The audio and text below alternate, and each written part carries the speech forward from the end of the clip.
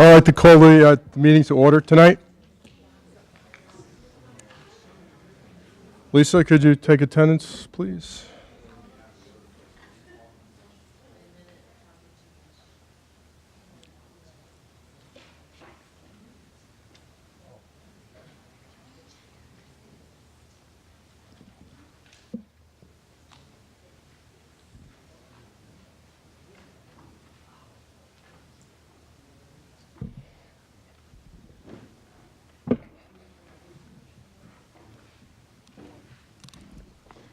Anthony, Here. Alan, John, Greg, Michelle, James, no, Stephanie, I'm here, Mike, Julie, Jen, and Peter. Thank you. Okay, thank you. We have a quorum. Just barely, but we've got one. All right, moving on to item number 2, public comment on the agenda items. Seeing no one, we'll move to item number 3 on the agenda, which is an Agar Science middle school presentation. All right, Lori, please, thank you. Welcome.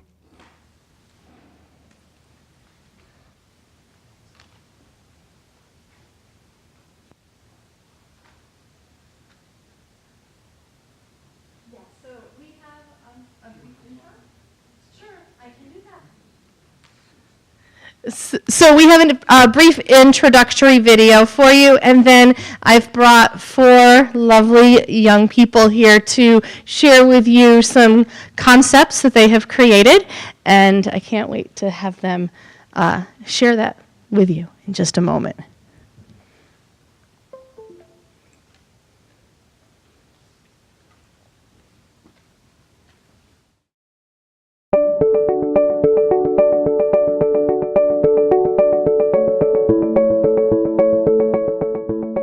My 7th graders and my 8th graders are actually working on innovating a new species of either a plant or an animal that is going to help sustain our world in the future in a better and more productive way. I asked them to research different topics that have to do with real world problems and create a concept map in their own passion that's going to help them create this creature and or plant. The students are asked to actually delve into what genes or what traits a plant or an animal has. Then they have to actually visualize it within a storyboard on paper. So they are going to draw a DNA strand so they can actually show me visually how they're actually taking a part of DNA from a different animal or a different plant and inserting it into the primary source DNA sequence. The students are actually utilizing the internet, but I'm asking them to look for reliable sources. So they're doing all their own research as if they were going to go out and create a proposal just like a scientist would. They have to show why this makes sense and what information they found in order to do so. So I'm asking these 7th and 8th graders, these very young minds, to think about, is this a valuable source and is it very reliable? Students are really learning about ethics as they do this through the technology.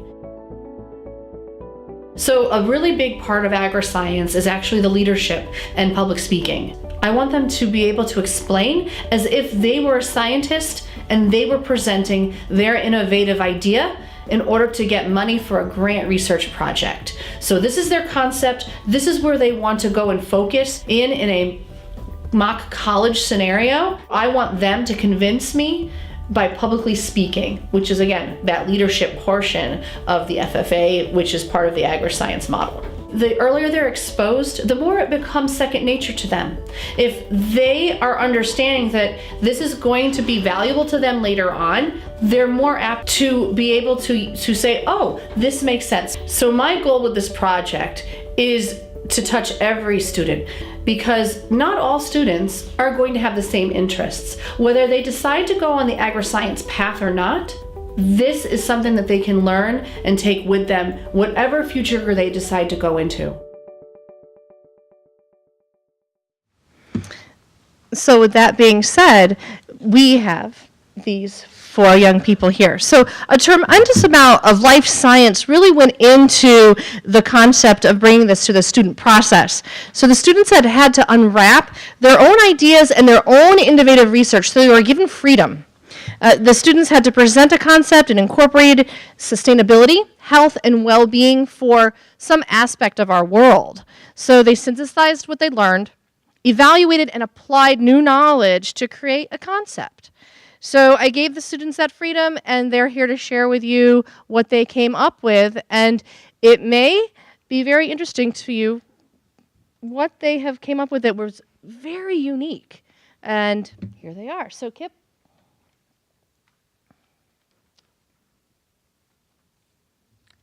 Hi, my name is Kip Faison, and I'm in Ms. Travato's 7th grade class.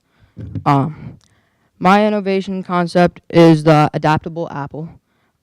Its scientific name was Malus aptum, and malus means apple, and aptum is actually Latin for adaptable. And so for my creation, I broke off specific genes that have traits from the cactus, the Arctic willow, the white pine, and the watermelon to infuse into the apple's DNA. The purpose of this concept was to bring health and sustainability and to stop real-world problems such as lack of nutrition, access to food, and air pollution. So I'm going to share with you my reasons for choosing these 4 plant species. So I chose the cactus trait because it can survive in areas with big droughts and hot temperatures, and because currently apples can only, their range of temperature in survival is between negative 40 degrees and 77 degrees Fahrenheit. And so if we can expand the range of temperatures where they can survive and prosper, then they'll be more available to people so they can eat and be healthy. So, and then I chose the watermelon because it's very large, and so it will be able to feed more people, because it can grow up to 40 pounds in only 5 weeks. And so it's really important that everybody gets food and nourishment. So I chose the white pine gene because CO2 is the highest it's ever been on Earth, according to NASA. So if we can reduce this number, it will really benefit our world. And so I thought, why not infuse white pine DNA in order to decrease CO2 emissions, which will help with our air as well as our people.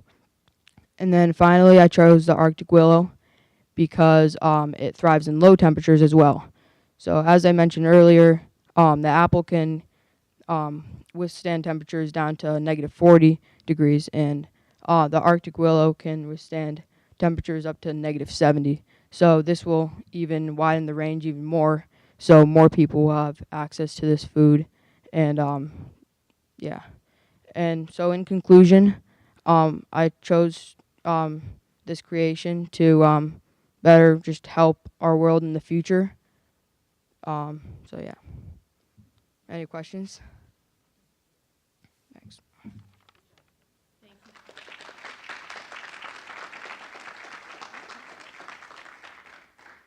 So next up we have Eli Fowler. He's got a very interesting concept that he's going to share with you.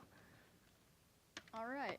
So basically, my concept, its scientific name is Goat Cautus tiger shark goat cowius mobilis desertus. Mobilis standing for the agility from one of the add-ons, the goat DNA.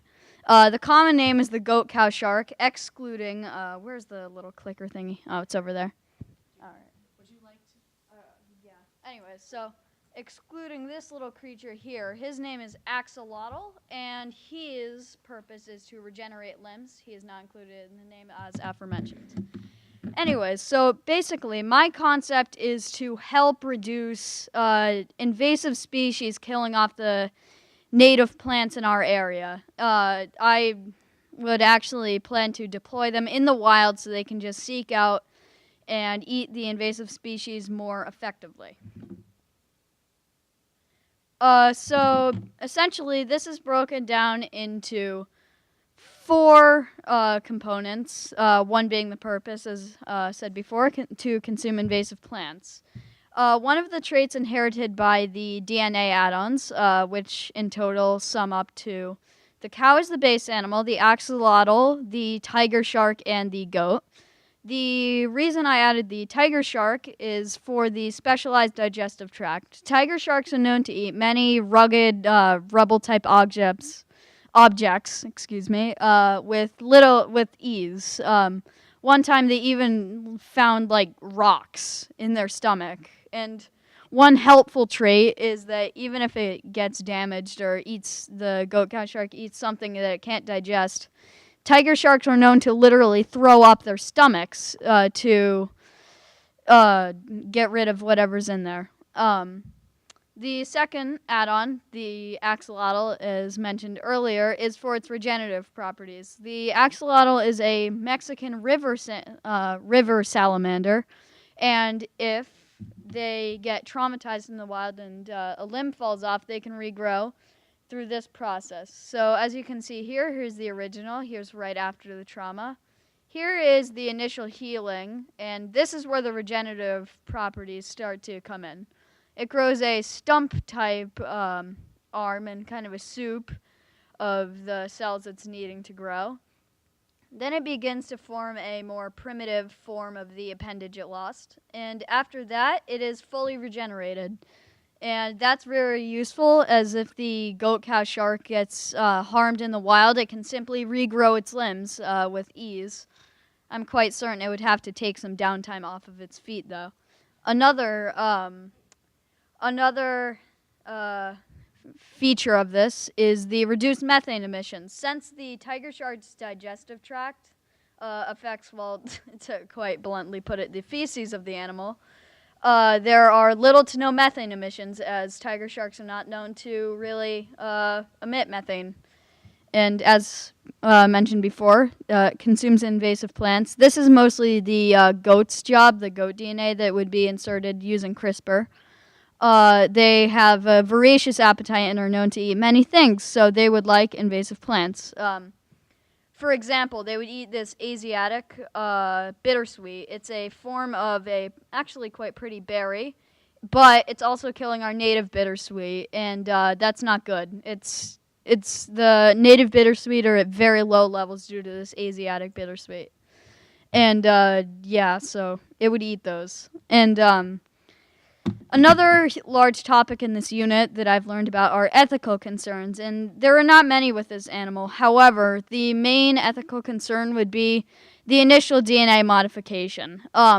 Since we're splicing DNA from several different animals, it could go wrong, and quite frankly, some test subjects may die, and that is the biggest ethical concern, is getting the formula right. Any questions?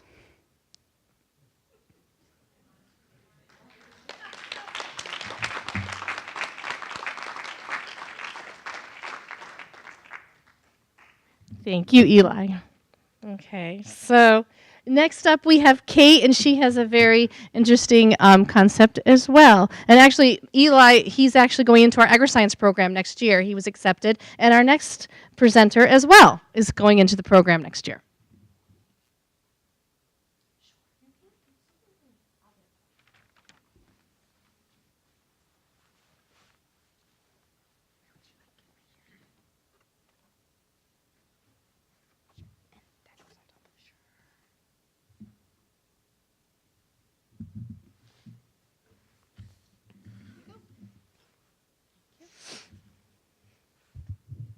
Okay.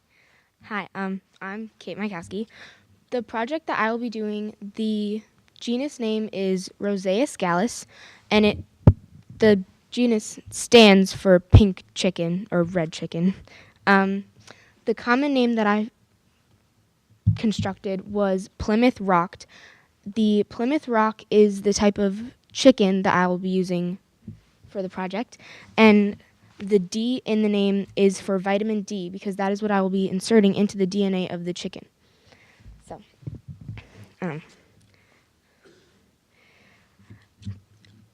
The reason I did this project was because there is a major vitamin D deficiency.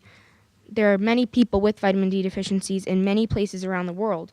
And an example of one of these is in Asia. And it is mostly due to sun avoidance that many people have vitamin D deficiencies. And this is a very big problem in our world because the deficiency can cause several severe medical conditions, including muscular skeletal disorders, cardiovascular disease, cancer, autoimmune diseases, and type 2 diabetes. So that's a really big problem that in this project I'm trying to find a solution for. So one of the things that's very alarming to me is that around 1 billion people worldwide have vitamin D deficiencies, and around 50% of the population have vitamin D insufficiencies.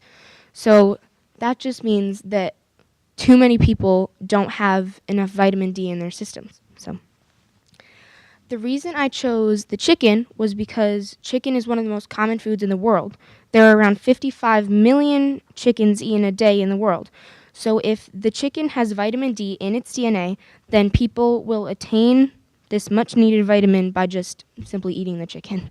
So this gene replication process I'm doing will add the existing DNA in the chicken and insert a section of salmon's protein gene that contains vitamin D to enhance the DNA of the chicken, so the chicken will end up with vitamin D in its protein source. So having vitamin D in chicken may decrease the deficiency all over the world and save millions of people's lives. So for the appearance of the chicken, the physical appearance wouldn't change. It's just the internal genetic makeup of the chicken that's being modified. So, yeah. Any questions?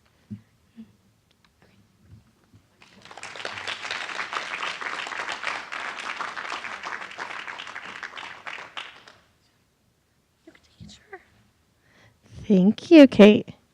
So next up we have Nia Miletti, and she is going to share with you her innovative concept. Hi, my name is Nia Miletti, and I am Ms. Travato's 7th grade Agar Science class. I've been learning about CRISPR technology, which means that you can alter the DNA of a plant and insert or extract from another. Using this idea, my innovative concept is a cucumber and an apple combined into one. The scientific name is Amalus cucumis. The terms came from the Latin roots of apple and cucumber, and its common name is the cucumber. This new plant creation could potentially help the health of the world because the enhanced skin of the cucumber has beneficial properties and the ability to combat cancer, which I will also elaborate on. I want to share a brief overview of my online research that led me to creating this conceptual design. The reason I would do this is because most of my grandparents have gotten at least some kind of cancer. Although all 4 are still alive, my grandfather is still being treated for cancer right now. So this plant is very important to me and my family.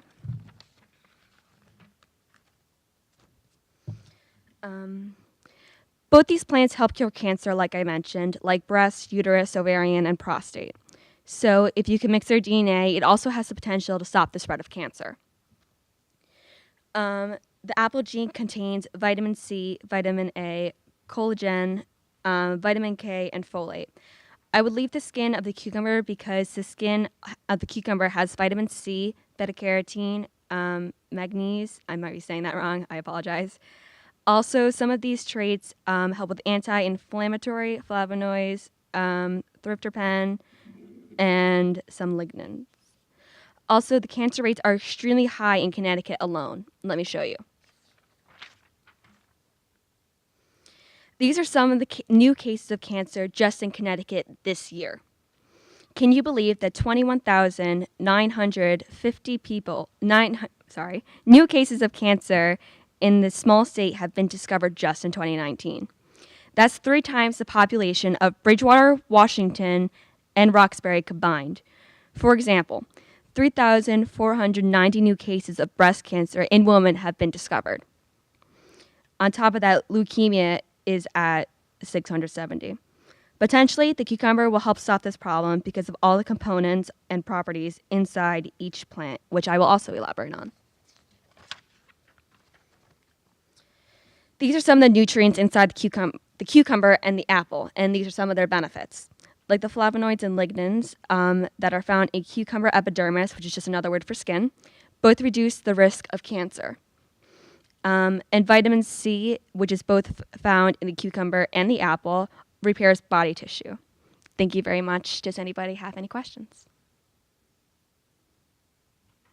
Thank you.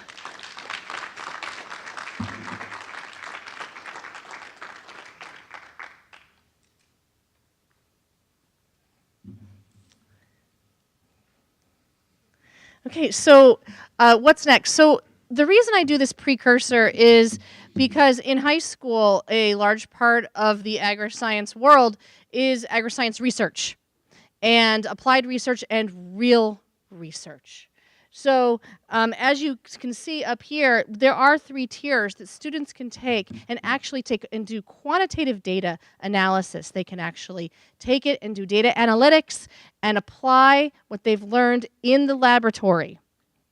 They can come up with conceptual designs, research, and actually prepare a true journal report that can actually go from school level to state level at the Connecticut State Agri-Science Experiment Station, then on to the National Convention.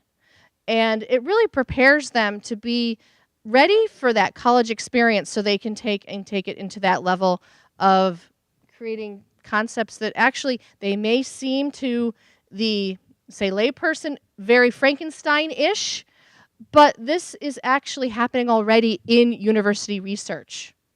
UConn, for example, has actually taken frog DNA and because the frogs are resistant to fungus, and inserted it into plants to see if that could be a substantial way to help keep plants alive longer and actually have them not die in the environment.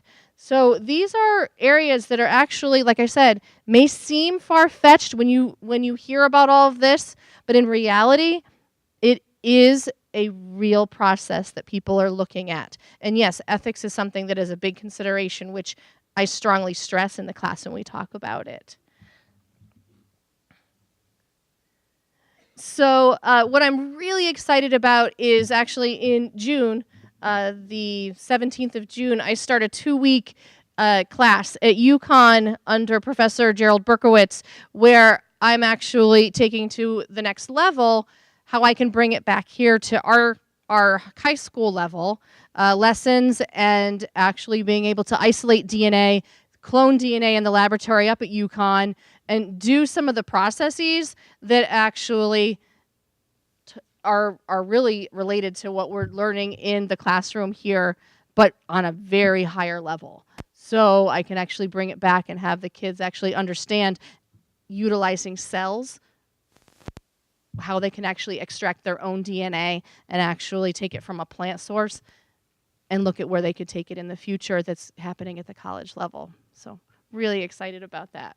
So I wanted to share that with you. Are there any other questions? Thank you very, very much. Thank you.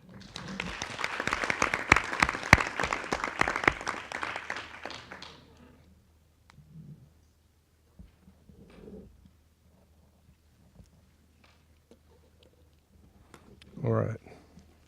Thank you, Lori. And great stuff, really great stuff. I'm particularly impressed. And congratulations on your assignment or acceptance to the UConn program. I'd like to hear more about that and how we could pull that into the program when you get back. Yeah. I can't wait. Yeah. I can't wait. So I'm really excited. Good. Thank you. All right. Moving on to item number 4, the consent agenda. Do I hear any questions? Hearing none, the items on the consent agenda passes. We're up to item 5, reports and recognition. I really have very little to offer this evening other than to remind everybody that we have a budget vote coming up to please do what you can to get out and to support the school district. It's an important, obviously it's a very important vote for us, as we just were reminded that we've got this program we need to get off the ground, and that's really the long and the short of our budget.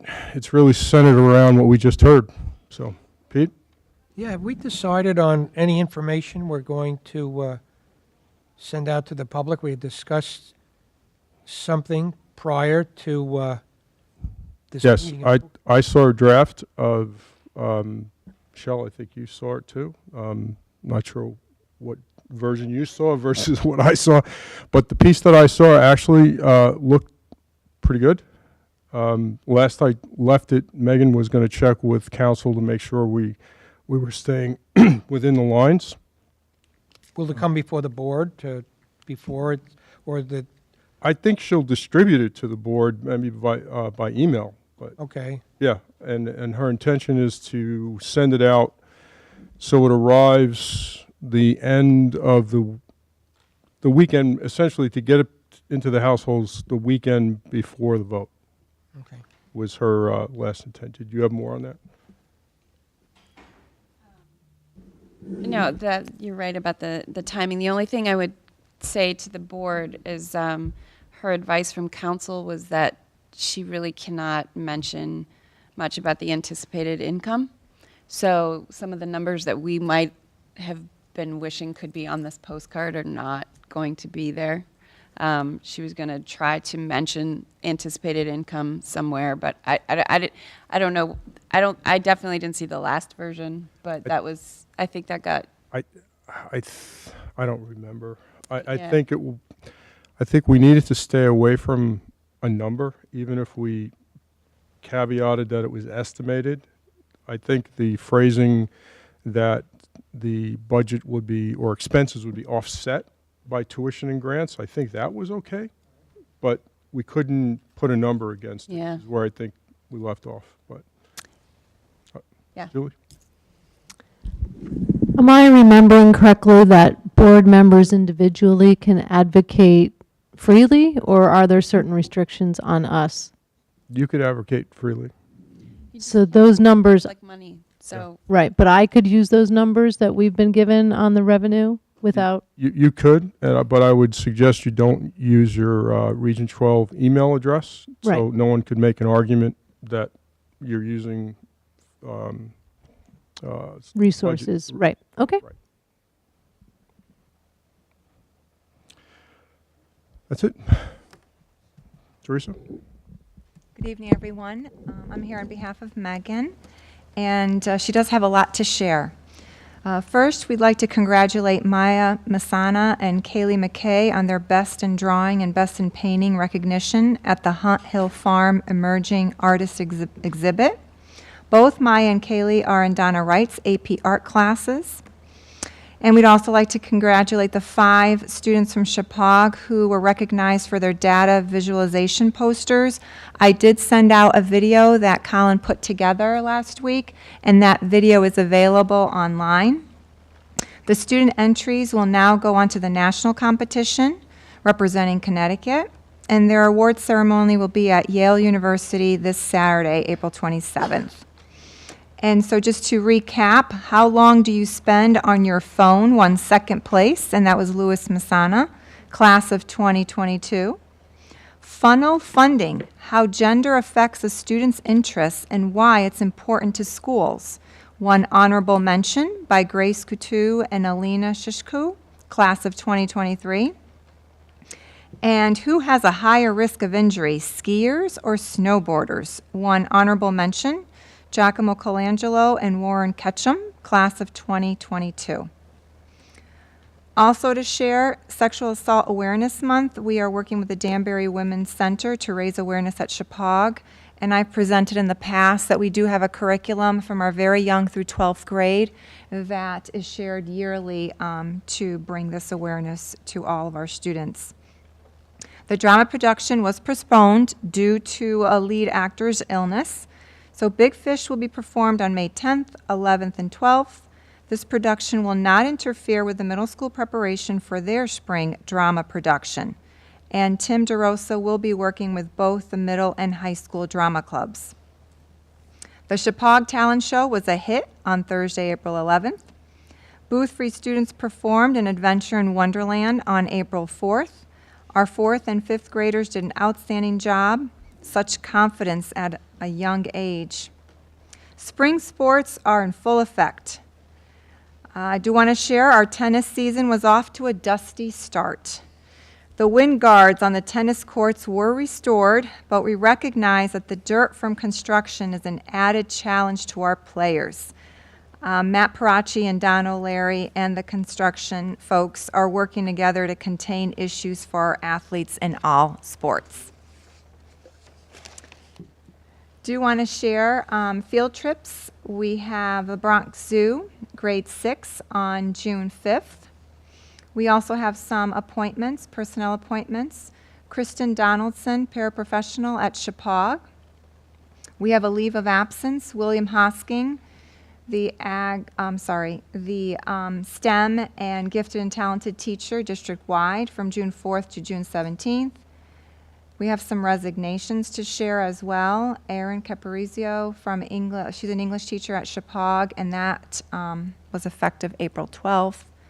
And our very own Colin Sullivan, Media Communications, is moving to Providence, and we do wish him well and thank him for everything that he's been doing to support us. And I see that the chair would like to speak. I'm not sure we didn't vote on this, did we? I know. Can we not approve? You can't go anywhere. Oh, we're happy for you, and but we're sad for us, because obviously the job you're doing has been great. Thank you so much. It's been such an honor. Honestly, learned so much working here. So I really appreciate all the opportunities I've had. Right, welcome. You can finish now. Just finally, just some things to finish sharing. Are you want to ask a question? Sure. Yeah. I just wanted to ask about the .6 English teacher. Yes. I didn't realize. So that the .6 was all this teacher was working. They're not Correct. resigning part of their part. No, Okay. it was a .6 position. All right. Do we have a lot of those? No. Okay. No. All right. Yeah, you're welcome. I just wanted to share that we have started administering our standardized assessments. Just the week before break, the SAT was administered with tremendous success. The Smarter Balanced ELA took place the first week of April here at Chippewa, and math will be next week. And we also have the 11th grade science taking place this Thursday, and elementary will be testing in May. So just wanted to share that as well. When do we get the SATs back? June. June? We're expecting them in June.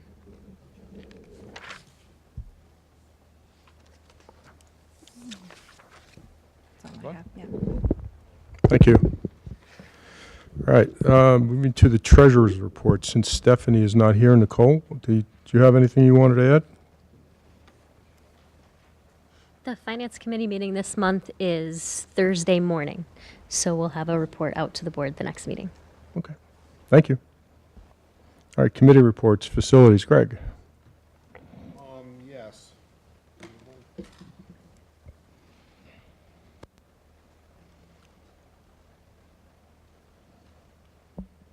The Facilities Committee met this evening. We had a couple of items of specific concern that I wanted to bring to the board's attention. One of them has to do with the use of our facilities by outside groups. We have a substantial cost in handling the work, in handling our facilities after an outside group uses it. I mean, it's not unusual for a group to come in, use it for a weekend. You know, they'd be using up the facility supplies, would be leaving numerous things that needed to be cleaned and maintained, from restrooms to water fountains. to all kinds of things that require additional work. And the difficulty we've got is we have a policy that says that we will charge these groups to recover our costs, and we're just not doing it. And so this is I think a concern, and the facilities committee has the sense of the committee is that we should either enforce our existing policy or the existing policy should be scrapped. We shouldn't have a policy that we don't enforce and that results in a situation where we're expending district money. Because when you think about it, our budget's limited. We can only collect so much money in a school budget in a given year. We always fight these battles at the margins over small amounts of money. And when you're spending, and I'm led to believe these numbers are significant, they're six-figure numbers, when you're spending this kind of money to support the use by outside groups, that's money you're not spending on children's education. So we need to get a handle on that. We need to get a handle on how much, and if we have a policy, we should enforce it. If we don't want to enforce it, we should remove the policy. So that's one thing the Facilities Committee would like to commend to the Policy Committee, to take a look and look at that policy and try to see if it's policy number 1330. And what we would recommend is that we, if we're going to continue to use that policy, then we probably need to add recovery of custodial service costs to use group 3. So that's something that we're going to have to look at and hopefully clarify so that outside groups know what to expect when they're using our facilities. The second item we've been discussing, and I don't know that we have necessarily an end point on it yet, but that is that we've got some concerns for the simultaneous use of the gymnasium and the auditorium. And we discussed this at length tonight. That there are in 1993, there was an indication that the two should not be used simultaneously, and the problem is, this is from the fire marshal, and the problem is that you have to get the people out of the building, and the doors exiting the building are simply not large enough if those two are running at capacity. Now, understand that at capacity for the gymnasium is 1,500 people. If there were ever 1,500 people in that gymnasium, it would be because they were taking shelter from something outside the school. They would not be there because that's what our facilities generally generate. But the auditorium is also listed at a fairly high number. That's at 583 people. And it's rare. I can't say that I've ever, in 23 years living in this district, having been in that auditorium on hundreds of occasions, I have ever seen it anywhere near close to capacity. And actually, there are 500 seats, and the other 83 people are on the stage. So or backstage. And so what you're looking at is a situation in which over 2,000 people were expected to use those facilities. Now, from the fire marshal's perspective, they have to plan for what happens when you have a big crowd. And so they need to make sure you can actually get them out of the building. And I think that what we are going to try to do is to work with this process. Mr. O'Leary is going to work with this process to try to see if we can get some reasonable occupancy limitations placed on the gymnasium, because that's the primary problem, is the gymnasium. If we can get some reasonable occupancy numbers placed on it, it should not at all impact our program or anything that we actually do, but it will make sure that we are focused on safety. And that, I think, is what we're trying to do. So those were two issues of significant concern that have come up, and your Facilities Committee will continue working away on them with the able assistance and leadership of Mr. O'Leary. Thank you, Greg. All right, policies. Michelle? Yes, we also met this evening. Got a lot of work done. We have 4 policies that we were able to complete and will be on the next agenda. Time, assuming that there's time. Right. I got it. Okay, so Teresa, Agar Science.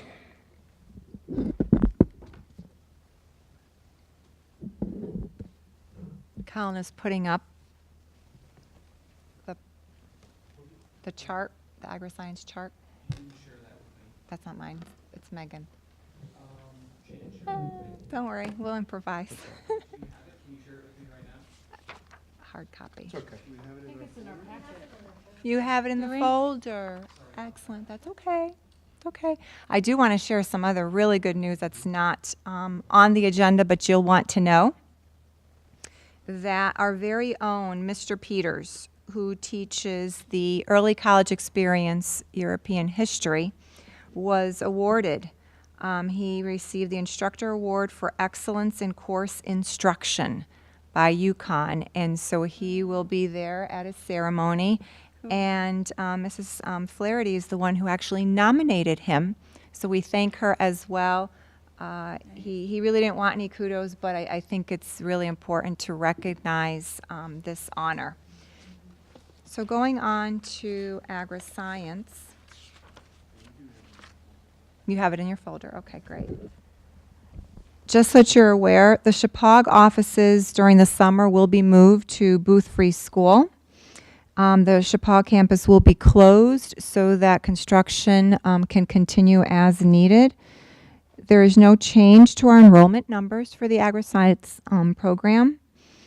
And just to be clear, we will not be changing the schedule at Chippewa for the end of the school.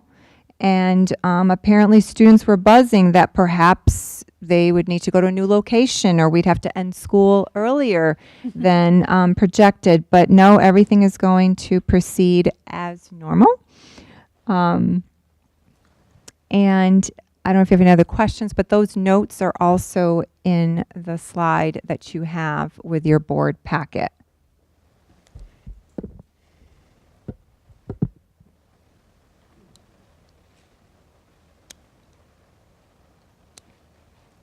Questions? No. Okay. Oh, Michelle.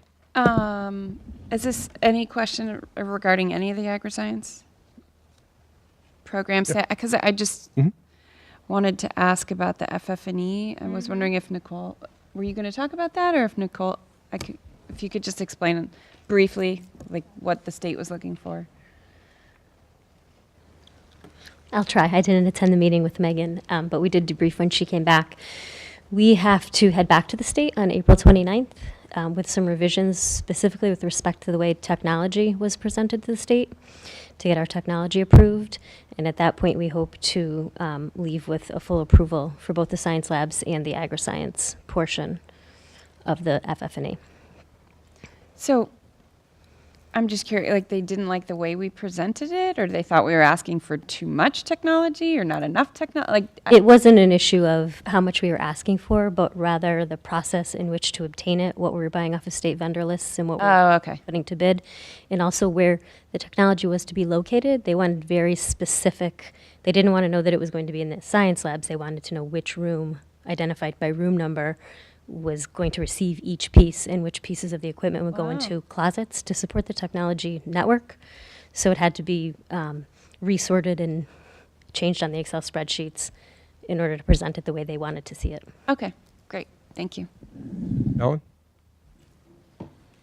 I see that marketing is yellow on here, but it just shows up now for the first time since December. So I'm imagining it's because it's a process which is just about to start. Do you know what the details on that are? What the Rather second than phase waiting, is?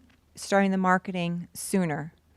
We're really pleased with the enrollment numbers for this year, but we're not just going to stop. So the intent is to start earlier and get the word out. And I think that is shared here as well.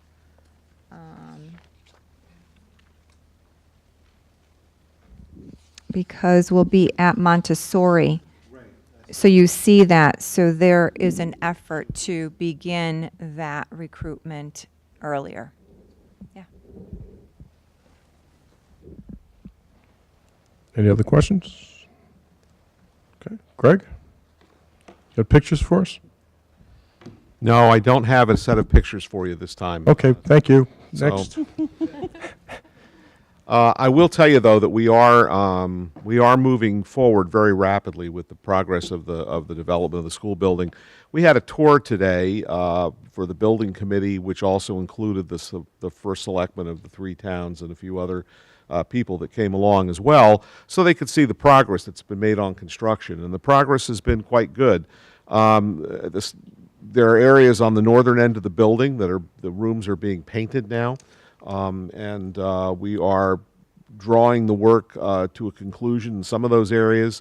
We expect windows soon, probably within some time during the month of May, and we expect during the month of May to see steel appear on site. And so the foundations for the north addition have been poured. Not the foundations, actually the footings and the foundations have been poured for the north addition. And we have now cleared and are making ready and expect to start pouring the greenhouse footings tomorrow. And so that process will go on over the next several days in order to get those footings and foundations in place. And we're just continuing to work with inside all the facilities to get all of the electric and plumbing and sprinklering and everything else done in those facilities. We are currently on time. We expect no changes in the schedule to what you've seen to date. We continue to be under budget by something. Well, it depends on what you count. If you count the O&G's contingency and our contingency and the unexpended allowances, it's run somewhere between $1.2 million and $1.4 million under budget at this point. We will be spending some of that money, however, because we have a parade of change orders that are constantly in front of us for things that we discover when we actually go down there. But one of the good pieces of news is we have now put in foundations for 2 of the 3 major additions, actually 3 of the 4 major development buildings on the site, and we have not discovered any significant problems in the ground. We have not hit ledge. We have found only a small amount of organic material that has to be removed, rotted organic material that has to be removed that's not stable for putting a foundation on. But the cost has been virtually non-existent for the things that we've had to do to deal with that, and we're hoping that continues because that means that we should avoid large amounts of money coming out of our contingencies as a result of that. So again, things are proceeding apace, and we're satisfied with the results. There are no problems that we currently have that impact the critical path. There's nothing going on right now that impacts the critical path to completing the job on time. So that's where we are in construction. Any questions? John? Could I just back up to the marketing aspect again? Could you elaborate a little bit on, are we actually going into the schools before the end of this year?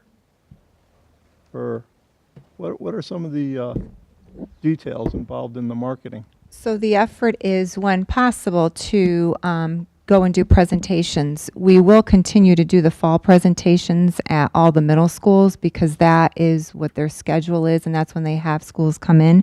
But in the report, Washington Montessori will showcase Chapag and Agar Science at their 7th grade parent high school planning meeting. So we're starting earlier with the 7th grade group, and we were not able to do that for this current year. So that's what that means.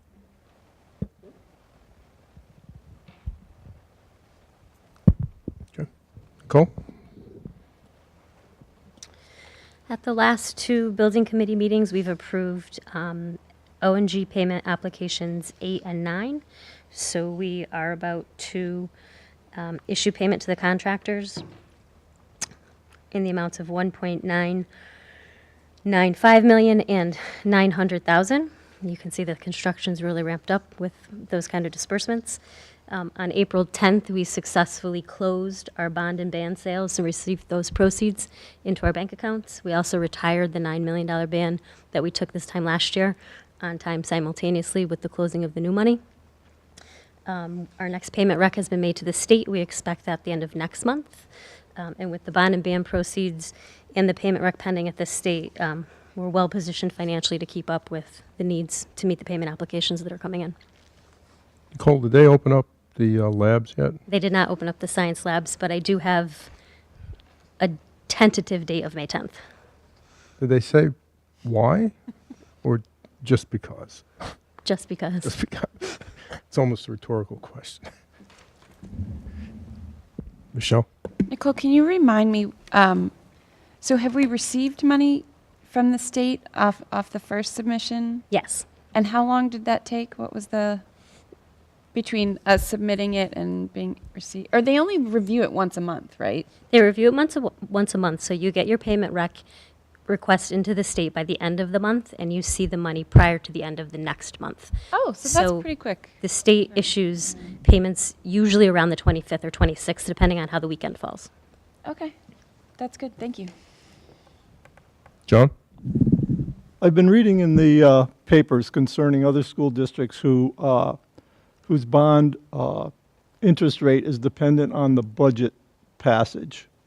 Is ours going to be affected at all? No, we don't have that contingency in our bonding documents.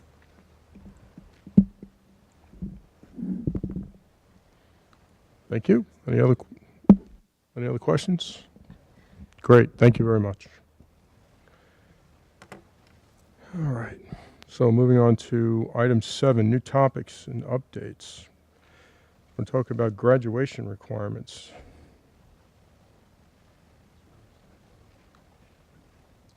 How are you?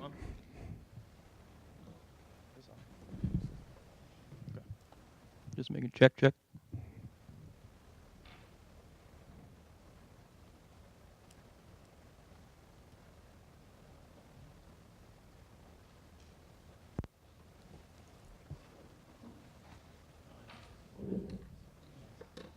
everyone. Thanks for having me. My name is Mike Bouchette. I'm the Director of School Counseling.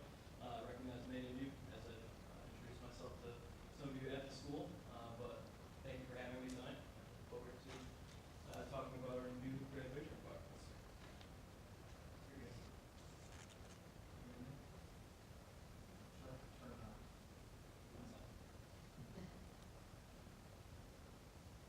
How about that?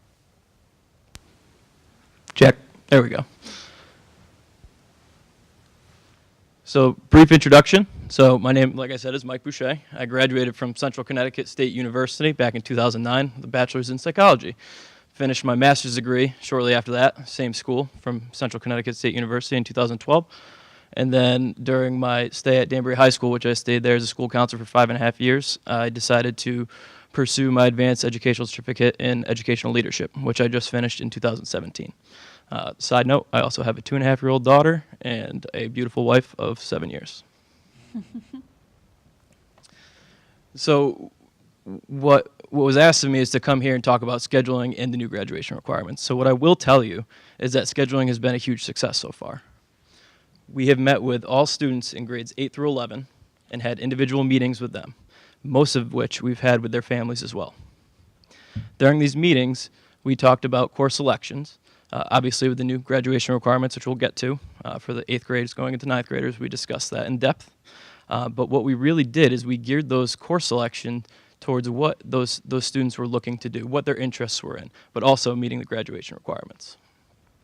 So Power School update, majority of students are currently enrolled in classes for next year in Power School.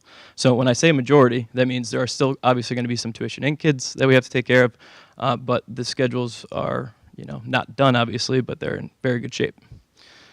Counselors are now in the process of kind of going back and making sure everyone's got the elective choices that they were interested in taking. We also have paper copies from our meetings that we had for course requests with our students. So if there's for some instance where a kid had a elective that was offered at the same time, we can go back and see what their alternatives were. That's why we have them choose those. We also held planning meetings for parents and students from Sherman School and for the incoming Agar Science kids, which was really special. So what I did is I took the general graduation requirements and I put them side by side. So what you'll see on the left-hand side is our current graduation requirements for the class of 2019 and 2022.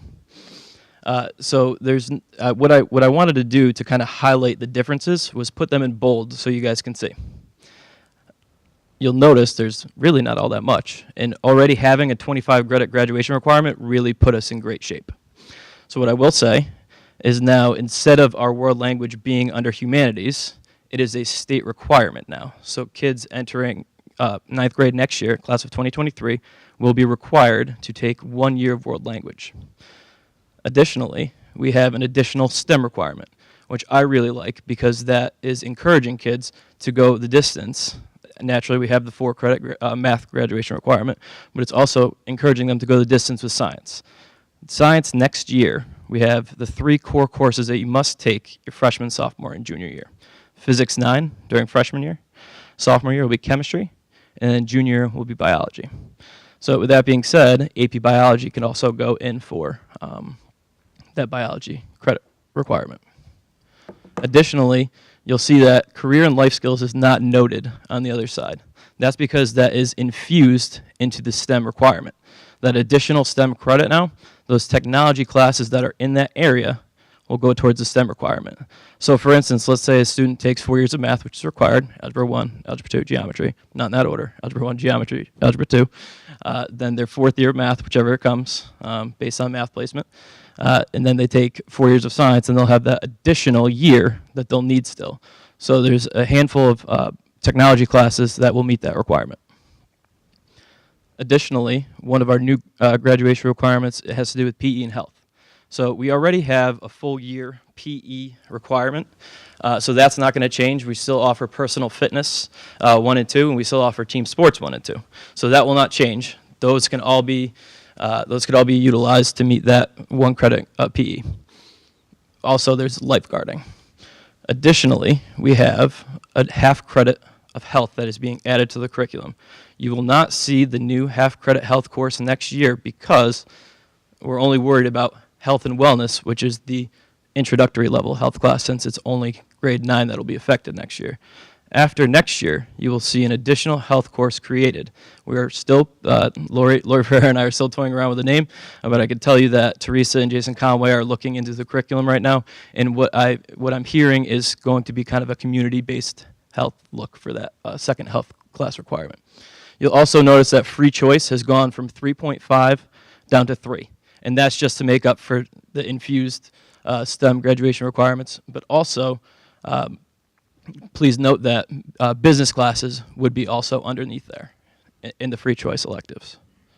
So I kind of just threw a lot at you. So I have a couple more slides, but I would like any questions from you guys if you have them. Yes, Ms. Cora. I'm sure you said this, and I just No worries. follow. Please ask. Please ask. The career life skills. Yes. Didn't it used to be career and technology? Yes, but under our old graduation requirements, that is exactly how it was written. So that's how I presented it. Okay, but that's where technology, Yes, the tech correct. requirement. Yes. And those requirements now fall under. They're infused in the STEM, and if you somehow go over, the additional STEM with the 4 math and 4 science, that will go to free choice. Okay. Anything above and beyond will go to free choice. Okay, so all of the business and tech things from before meet the STEM requirements? No, the business only falls under free choice. Sorry, you said that. So just the technology part. Correct. Falls under the STEM. Okay. I apologize for any confusion. That's all with right. that. No, it kind of went in 2 different no directions. problem. I was trying to map out where everything went. Thank you. No problem. Anyone else with any questions about that? So what I wanted to do is give you 2 examples. An example of a grade 9 schedule for next year, and an example of a grade 9 schedule for next year that has to do with the Agar Science course. So as you can see, the students are taking their core courses, Western Studies for English, Western Studies for Social Studies, Physics 9. They also have, you'll see for math, they have geometry. So it's an either or, so based on placement. So some students are taking Algebra 1 currently in 8th grade, so if they met their requirement and got the credit, they move on to geometry. If they have not, which a lot of kids that are incoming have not, they'll be in Algebra 1. You'll notice that there is a French 2, so that's assuming that the student successfully completed 1A and 1B in middle school. Same thing would go for Spanish. If they completed 1A and 1B, they would go to Spanish 2. Additionally, we have a handful of youth coming from outside districts in our Agar Science program that are beginning at Spanish 1. Due to low enrollment numbers, French 1, we're currently essentially don't have anyone taking that next year because kids were taking Spanish at other schools. So you could also see there's the digital media communications.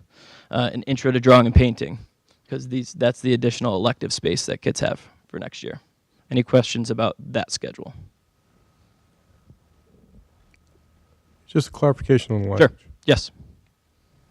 Usually we'd, let's say, like to see 4 years of Correct. language, right?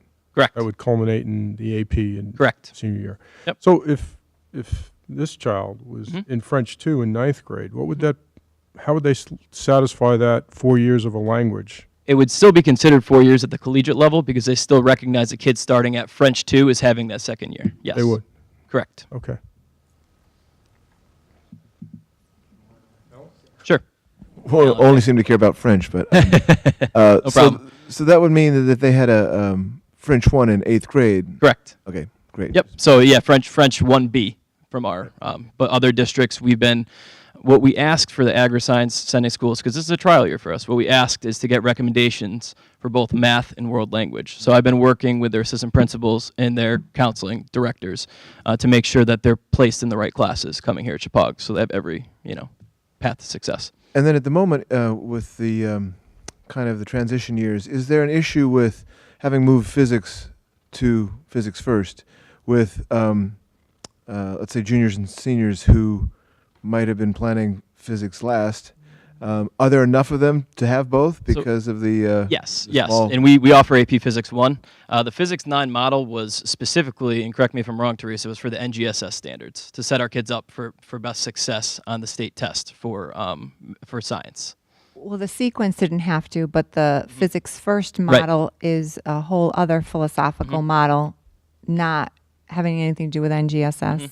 But I just want to also add that any high school equivalent course taken at the middle school meeting our requirements will be on the high school transcript. Correct. And credit does count. Yes, correct. So a student taking French 2, their first year of that high school level world language would have begun in middle school and would show up on the high school transcript. And so by ending freshman year, they'll already have 2 years of world language. So I just wanted to clarify. Thanks for clarifying. Yep. Yep.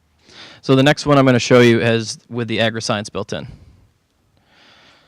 And also it shows you that some students will be taking Algebra 1 for math. So as you can see here, you have the same schedule minus that one additional elective because the kids will be taking the Agar Science Exploratory full year. And why it's split up into 1A and 1B is because it's based on certifications of the teachers. So while one half will be mechanics and animals, the other half will be plants and foods. So what kids don't have one half, they'll have the opposite half. So you'll see some kids start with 1B, as in this case, and some students will start with 1A. And that is the only difference from an agri-science perspective for a schedule. Any questions about that one? So I was just going to kind of give a brief update on some upcoming events and upcoming dates in the school counseling world, but also at SVS. So we have a college admissions panel coming here during advisory on Thursday, so essentially right after NGSS assessments. We have a college panel, and what I did with that is when I got here, I looked at our college application data. I looked at it through Naviance and through our TRF log. And what I wanted to do was get schools here that our kids were applying to. So this year we invited a handful, but we did land 4. Springfield College is a private institution right outside of Connecticut that a lot of our kids are applying to. So I invited them. They will be here. We have UConn, which is an extremely popular application for us now. They will also be here. We have Eastern Connecticut State University, which for some reason we boomed this year. I want to say there was like 19 of our seniors applied there out of 67, so that's a pretty high number, and that was significant. So I want them to be represented. And also Central Connecticut, also you saw a boost in their application, so they were also invited. I wanted to get one more private school and then one more public school. We tried for URI, and then I wanted to try for an Ivy League school because we did have a number of kids apply to Ivy League schools this year, and I wanted that represented. Unfortunately, the schools that we reached out couldn't make it to that date, but we look forward to continue to try that in the years to come. NGSS tests, just like Teresa had said, for 11th graders, it's this Thursday. It's going to take about 2 hours. Starts at 8:15, ends at 10:30, so 2 hours and 15 minutes with a 10-minute break in there. Lori Ferreira has worked diligently in helping me come up with that schedule, so I know she's not here, but I wanted to thank her out loud. AP testing will begin on May 7th. So that'll be a very busy time here at Chippewa as we have a number of students taking AP courses, very impressively. A lot of them taking multiple AP classes, so it's fantastic. SBAC Math, as we had mentioned earlier, is going to be April 30th through May 2nd, and that's grades 6 through 8. NGSS testing for grade 8, May 22nd, end of May. And then kind of looking towards the end of the year, it's kind of crazy. I mean, I feel like I just got here, but we're talking about the end of the year. We have Academic Awards Night, Wednesday, May 22nd, 7 p.m. We have 5th grade student orientation. So the 5th graders from Booth, Burnham, and Washington Primary, as well as some that are coming from outside, will be able to join us for a day at Chippewa, which the school counselors will plan a meaningful day for them with an activity with the Spartan Club, possibly time in the pool, and then time in the classroom to get to know what Chippew's all about. So that's going to be a fun day. Scholarship night, which is a very important night for seniors. We've been working extremely hard in our office on making sure that this night's going to be another great success. So that's on Wednesday, June 5th at 7 p.m. We have 5th grade parent orientation, Thursday, June 6th at 7 p.m. Yes, it's going to be a very busy week for me. I already told my wife, so she's going to not have to work that week at night. And then breakfast with counselors. So this is something that we've done, and it's really a nice way to get a start going into senior year for our rising seniors. So that Monday that we are going to be here now, because we have that additional Monday thanks to Mother Nature, we want to make it meaningful to the rising juniors. So what we'll do is we'll get them breakfast, and we are going to work on starting the Common App with them. And there's going to be, all the counselors will be present, and we're all going to walk around, assist with any questions, and make sure kids are on and able to access the Common Application. One more tidbit, college acceptances. So we just updated our 2019 page under the counseling tab on the Chippewa website. You can visit at your own leisure. I would press it now and go through all of them, but there's quite a few, and there's a number of impressive ones. We're extremely proud of this class. This is another class that's done extraordinary things, and we're really excited to see what they do in the future. That's it from me. Sorry for being so long-winded. That's great. Any other questions? Please feel free. Go ahead, Michelle. Yes. Well, I thank you very much. I appreciate seeing the schedules like that, and especially after talking about the requirements, because I know scheduling has been a challenge in the past. So it sounds like it's really, you've got a handle on it. Well, I'm going to also give another shout out to Lori Ferreira again. She worked her tail off with the master schedule, and we've been behind the bunker going through everything, and it's where we want to be right now. We'll just say that. So does that mean you've met with all the students and their families, and you've started putting it into Power School, or do you have all the schedules already? So the way it works, Okay. so we can't physically make it live right now because then it would mess up this year's schedule, and I wouldn't, Ms. Gallo wouldn't want to see that, and I don't think any of us would want to see that. No. So there's Power School and there's Power Scheduler. Power Scheduler is the non-live side until you make it live, and that's where you put the requests in, and you could load it based on those requests. And so we've loaded. It's just a matter of making it live once we've kind of hand scheduled the few, discrepancies. Yeah, because there's usually conflict. Yeah, and naturally in a small school there's going to be, and that's. Yeah. But I gotta say, it's pretty successful. We're very happy with it. Great. And again, that's great because this is the first year we're adding Agar Science, and we've tried to visualize how that would affect the schedule, but until you actually plug it in, we weren't really sure. So far it doesn't. Yeah, and I mean, and with Kim Gallo and Lori Travato behind that, Agar Science and Meg Bennett, it's been seamless. It's been a pretty easy transition on my side at least. Great. All right. Thank you. Ms. Pody? Obviously, I know that everybody's going to be coming to school on the 17th of June, right? You're going to have a lot of seniors, or juniors rather. I sure hope they will. But just as just as a recommendation, and I think I've said this before, but the breakfast with counselors, at least for my senior last year, was really great. And so she was set up and ready to go when she did her Common App and was ready for the summer, which was really exciting for her and me.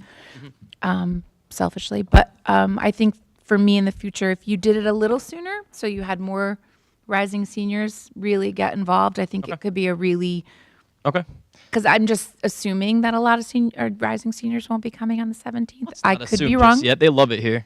I'm sure they will. But I just think it's a great opportunity to get as many rising seniors as possible. And so maybe Yeah, we have a pretty packed schedule down the pike, and I know testing, and I totally understand. So, but just and I'm it just throwing made out sense for us, and it gave them incentive to come to school too. So absolutely, I appreciate your input, though. So maybe just more food. I don't know. That's funny. Go ahead, Teresa. Just one last Yes, thing go ahead. to share Sure. is that we just received word that the state university system, which is, I'm speaking specifically Wisconsin Central, Southern Eastern. Yep. Right. Those schools that we've just started talking about, and any community college, that the state has now made it an expectation that students receiving a score of a 3, 4, or 5 on an AP test will receive credit for that course at any of those schools. So that was just announced. So I thought it would be timely to share Absolutely. that. I appreciate that. That's cool. Any other questions, guys? Yes, Mr. Boniudo. I had a question about scholarships. Sure. And this happened last year. Someone from the American Legion was wondering why there were still available scholarships and they weren't applied for. Are all the scholarships that are available accounted for? Yes, and they're promoted through both Naviance, and we also have a list, active lists on our counseling website. We also have a bin in our school counseling office with hard copies of the scholarships, and students are quite diligently coming in and getting the applications and filling them out.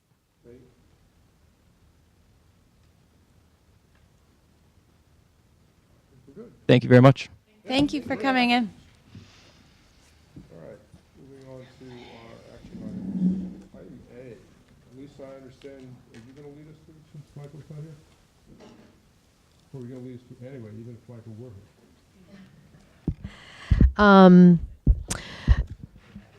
So I will try because, and I'm going to ask Teresa to help me because we heard a really nice presentation from Stephanie Shuck and Joan McSweeney probably about 2 months ago about the textbooks that they were piloting. And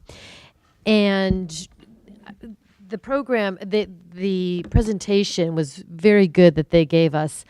Unfortunately, it's hard to remember exactly the details of the book, but we both Michael and I had approved the presentation and that we were going to move it to the full board to be adopted and the textbooks purchased for next school year.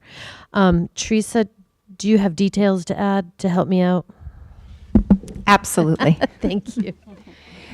So as Lisa explained, we did have our middle school science teachers, and those are the two that teach 6th, 7th, and 8th grade science, come to the education committee, and they had been piloting it this year. It is a Pearson text, and we were using Pearson before as well, but it's NGSS aligned, and so they did provide a lot of details as to the students going on quests and the learning being phenomenon-based, because that is critical with the next generation science standards. And so they wanted permission to adopt the text so that they can finish the purchase this year, because funding is in the budget. And the way that it works is that students would have their own consumables. So even though they interact online, there is a consumable, like a workbook, that probes students and guides them through the learning that the students would keep all 3 years. So it would be 6th, 7th, and 8th, and so the students would come in 6th grade, they would get it, and they would use it during all 3 years, and that was a feature they also really liked. We like that. So we definitely supported their efforts, and we've seen it in action in the classroom, and then they did do a mini presentation. And so for this evening, we were hoping to get approval for the Pearson Elevate Science series for the middle school. Bless you. And it is in the budget. That's right, Teresa? Yes, it is. That's why they were hoping Right. to get push it through ordered. this year. Yes. Okay, Michelle. I would like to move that we approve the purchase of the Pearson Elevate Science series as recommended by the science teachers and the education committee. Is there any further discussion? Michelle? I just had a question because I forget what middle school science. I mean, is this changing? Is it changing what they're studying, or just more changing how they're studying? It is. It's about figuring out science as opposed to doing science. So if you think back to, we're going to do this lab, here's a list of materials you need, here's the sequence that you're going to follow, and then you just write a lab report. Definitely not like that at all. It demonstrates a phenomenon, a real event, and students have to try to understand the meaning scientifically, what's happening that explains that event. And so there's a lot of modeling, data collection, and them building their sense of knowledge as opposed to it just being thrown at them, and what sticks and what doesn't. So it's a different methodology completely. But it covers like what? Life science, physical science, earth and space, and engineering is all part of the NGSS. Okay. So that's still, they're still the They're all still concepts there? are all still Okay. there. And the approach significantly different. So they have science and engineering notebooks, and so they come up with lots of questions to try to look for what research are they going to do to gain meaning of the phenomenon, the anchoring phenomenon that begins a unit. And so it's an exciting way. They call them quests. The kids go on quests online, and so they'll have these mini supporting experiences, and then they have to pull it together and do some CERs, which is a way of writing a claim, writing the evidence for the claim, and then the reasoning. So it's all being driven by the student initiating that learning. All right, cool. Thank you. Okay. Any other questions? Okay. All right. All those in favor of adoption of the middle school textbook from Pearson Elevate Science series, raise your hand. All those against? All those abstain? Motion passes. We'll move on to item B. B through H is our bylaws. If last time we passed a bunch of these bylaws, at least through the first reading in mass, to go to the second reading. Anybody wants to suggest a similar bundling or clean sweep, or I'm open to however you want to do this. We could either start down the list, or Greg, do you have a thought on this? Yeah, I'd kind of prefer to go down the list because I have a few small comments on a couple of them. Fine. There. Yeah, great. Maybe we can. Good. Alan? Maybe we can go through them and then like bucket vote them at the end. I didn't see what. Why? We go through them individually if he has notes on them, and then we just kind of vote them all together at the end instead of having individual, instead of having 7 votes. All right. All right, so we'll start with the first one, which is 9125 attorney. Yeah, I do have some comments on that. Okay. Well, I think it's generally good practice that the attorney be contacted by the superintendent and or the chairman of the board. There are 2 instances in which other members of the board, notably myself, have cause to speak with the attorney. One of them is the attorney is actually an attending member of our labor negotiations. So labor negotiations often requires follow-up communication with the attorney over provisions in the contract and whether or not they meet what our expectations were, et cetera. And so I don't know if we need a special dispensation for that, but it probably makes some sense since it's a regular practice and part of being the chair of the Labor Negotiations Committee that we probably ought to recognize that. The second instance is in connection with a building committee. There have been numerous situations in which I've had to seek council's input on contracts involving some of our people that we have contracts with, and this is something that really does not lend itself to a long period of time of trying to set that up. It's just these questions come up on the fly and have to be answered. So I don't know what your thoughts are. If people don't want this communication, that's fine too, but it would be kind of impossible for the building committee to function without legal counsel. And the problem is the building committee functions separately from the Board of Education. I'm the only member of the board who's on the building committee.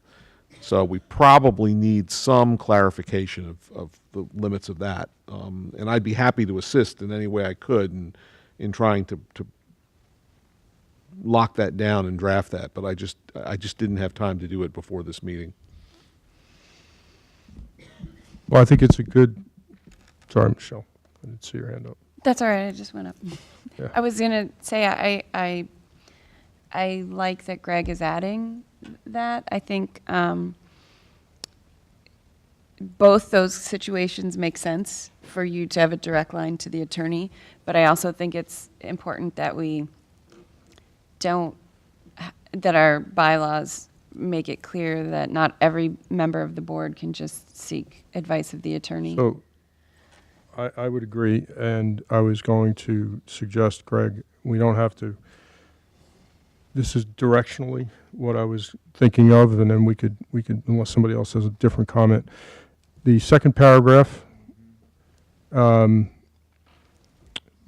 first sentence ends with when an obvious need exists. I would suggest that we change the period to a comma and say such as the chair of the negotiation committee, chair of the building committee, as two examples of when a need exists that's consistent with performing of duties, essentially. Something along those lines. Just keep it simple. Yeah, you saved me having to draft it. I think that makes good sense. And the only editorial comment I would say is don't say the building committee, say a building. Yeah, true. Because no, I got it. I understand. It's an important distinction. Very important. Okay. Any other comments? All right. Let's move on to the next one. 9150. Is that? Well, if that's not the next one on your list, that's the next one we're going to do. How's that? All right. Board consultants. Any comments? None? Great. 9214. Is that an old one? No, that's not on there. 9311. I don't know why that's on. Did we send anything back? No, I think that's, I don't know why that's on that list. Yeah. 9311. Thank you. Which one is that? I think it's in the file by mistake. It's in the, I think it's on, it made the list. Oh, wait. That's probably, it's probably on the consent agenda. It's consent agenda, right. 93. So 9311 is the next one on the list? Mm-hmm. And that is policy formation and dissemination. Okay. This probably requires a little bit of a setup here, since there's a number of changes made. I will well, at the top you could see the highlight of the salient, the material points that we're suggesting to the board, that when we change a policy, rather than just a simple majority, that we require 2/3 vote of the quorum that's present at the time the policy is being voted upon. Currently, we require a majority, a simple majority. The next is that the first reading does not require a vote, but is more of a discussion to be able to move it to the actual vote, which we call the second reading. So we'd be consistent with the terminology. We'll still call the first presentation a first reading, but we can dispense with the vote to move it. And then we did change or move some language around to just keep a clear distinction between where the board's responsibilities and policies and regulations. We've talked about regulations earlier in a different bylaw. And the last one is that we're putting in a periodic review every I think 3 or so, or 3 years.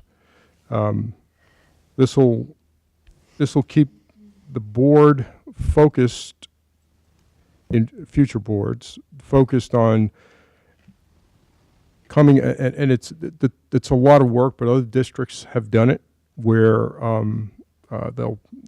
you naturally have to stagger your policies, because you can't be doing 100% of your policies every third year. It'll be a bear of a year. So there has to be a bit of staggering going on to take blocks of policies like the 5,000 series, et cetera, and put them on a rotation. But when we discussed this as a committee, at first it was like, wow, that could be a lot of work, the way the bylaws were a lot of work. But if you're reviewing things with a certain frequency, the degree of changes, especially if you're tackling these things as they come up, when policies, laws change on an ad hoc basis. So if you're keeping up with it that way, plus you're looking at it every 3 years, the amount of work is probably a lot less than people think, as opposed to letting things stack up, get stale, which is kind of what happened, to be honest, with the bylaws, right? There were so many years that had passed before we actually read things and realized, well, that's not quite how we do it today. We don't use that phrasing anymore. It became a lot of work as a function of time. So I think in 3 years, if we'd circle back and look at these bylaws, there's probably going to be a very small fraction that really needs to change, maybe if any. So the conclusion of the committee was 3 years is not that arduous, and that we should stick with that discipline. So. I'm pretty sure this is close to. Yeah, I'm pretty sure I wasn't there that night. Because I think you were. I don't think I was.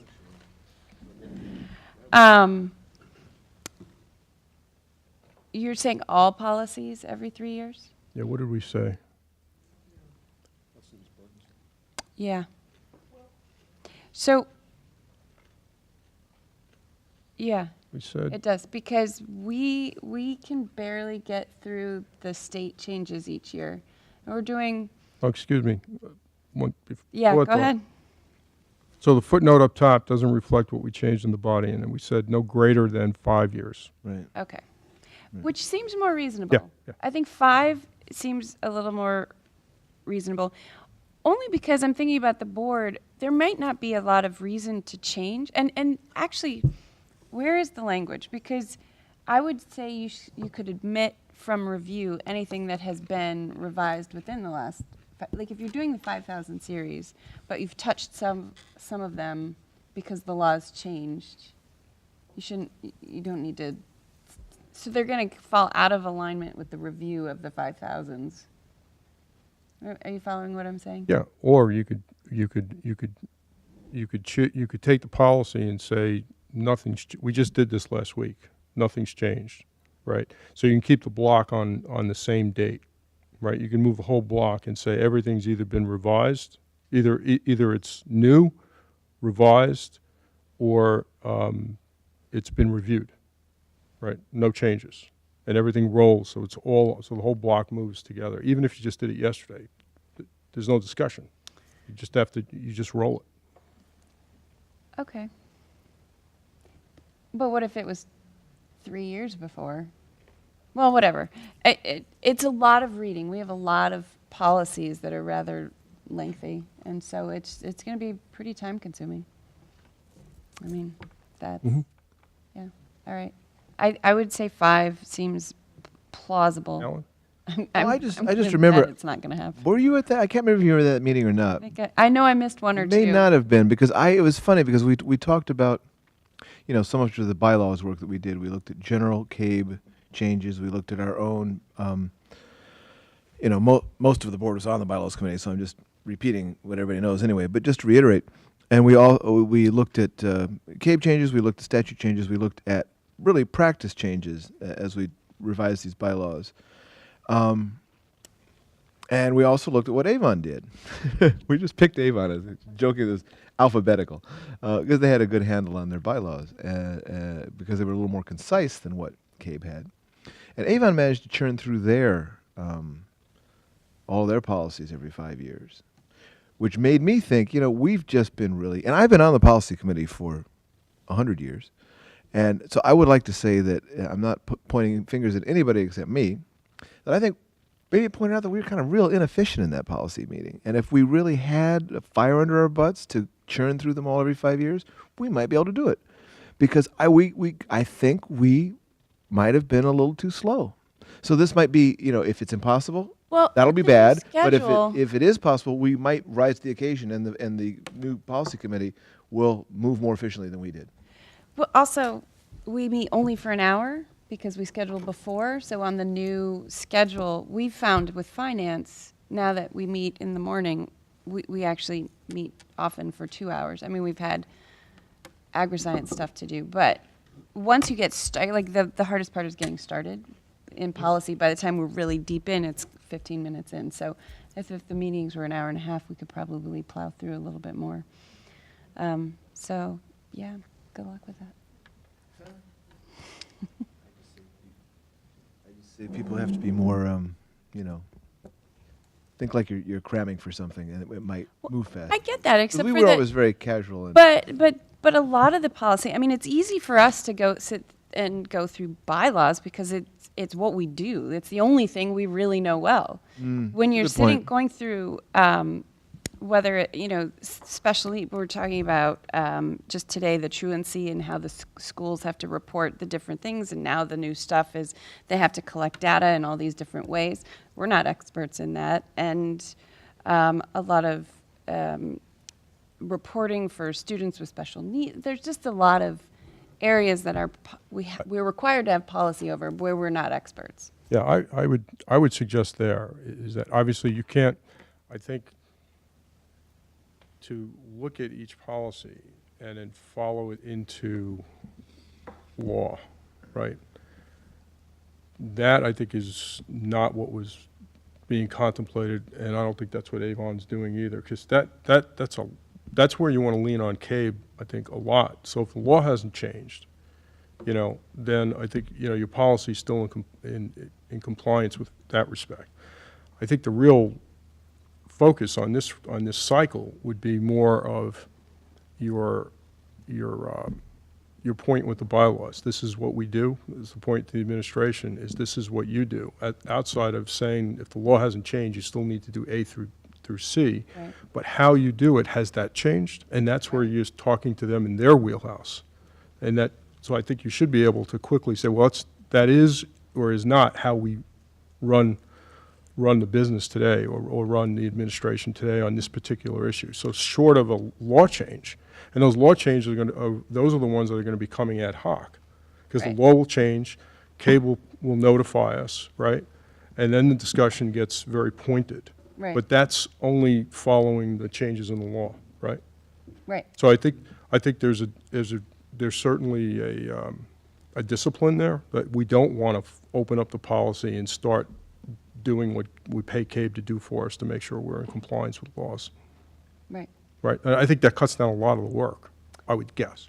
Yeah, but there's, lots of the parts of the policy, though, the laws may not have changed, but practice may have. Right. And so teasing that out it just takes time. Yeah. Yeah.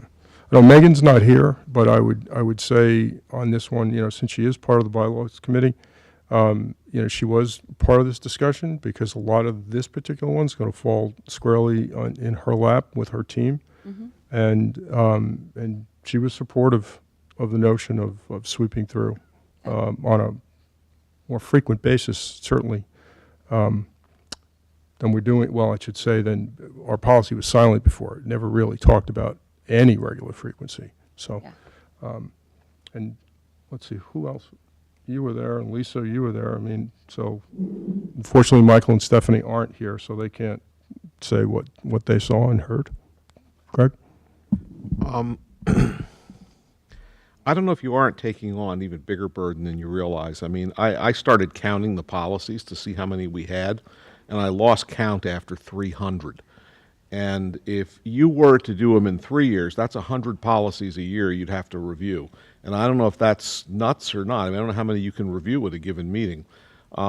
If it's 5 years, it's still quite a what's that, 60 a year, which is a pretty good-sized number. I mean, if you meet 10 times a year, you're looking at 6 a meeting. So the question is, how much time can you devote to it? I just think it's a Herculean task, and I think it's wonderful if you can do it. But I think we may want to not put that burden on you, but it's up to you. It's not really up to me.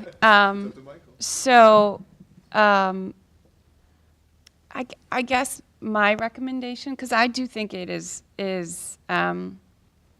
rather burdensome. I think it's more than is really necessary. Yes, there are some policies that have not been touched in ages, and we should look at them. But we went through 2 audits in the time that I've been on policy. I think there were about 5 years between the audits, and it takes, because we're continually playing catch up with the laws, it's taken us all that time to get through. So it's not a bad goal. You could just say, shoot for.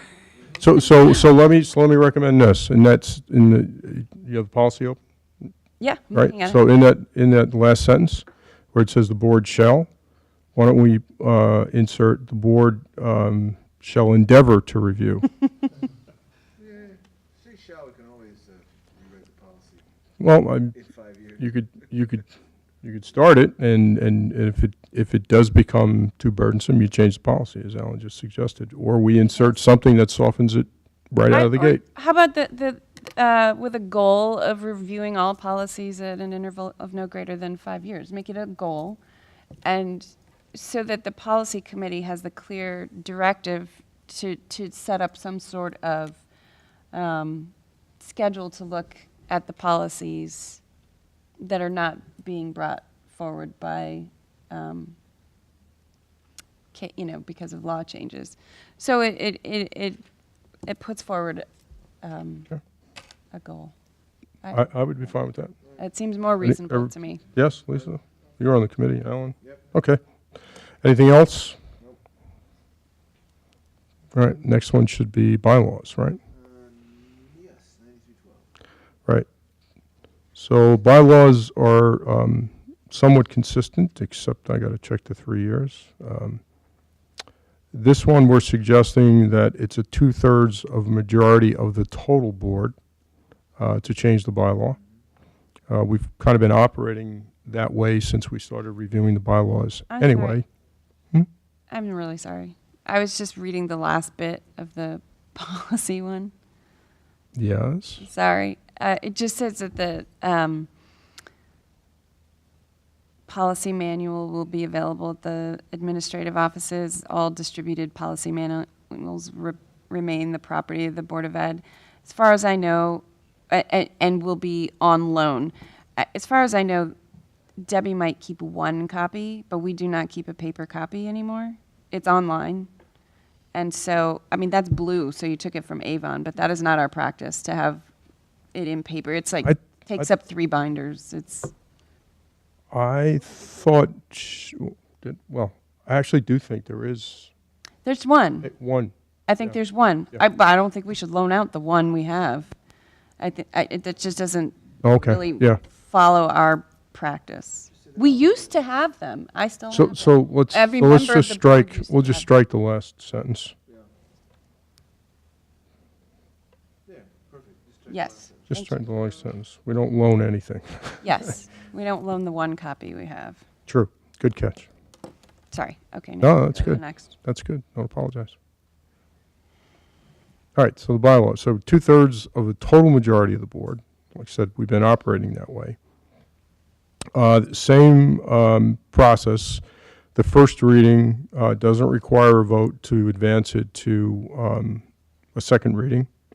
The second reading is where we actually vote. And again, did we put a... Yeah, and this one we said intervals of every 3 years, which, having gone through this now, I don't think that's a problem at all. I don't see these changing all that much in 3 years. Where's that language? Second to last paragraph in the first sentence. not greater than 3 years.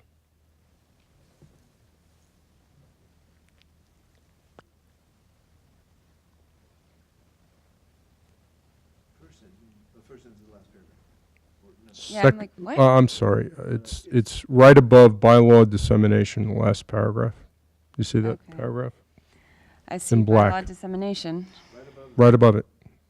Paragraph above it, first sentence. Okay.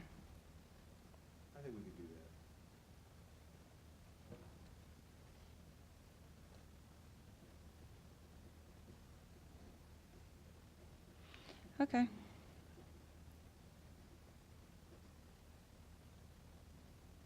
So the 6 was there before, that was struck, that was CABE's recommendation? Because it was red? That was not part of our original? No, I don't think that was CABE's recommendation either. I think that was our first draft. Okay.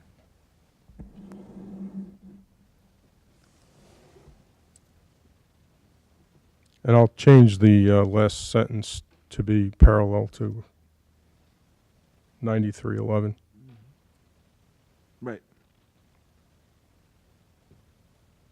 It'll just end with on the district's website. Okay. Okay. All right. Any other comments? Wonderful. Next. What's the next one, Alan? 9321. Thank you.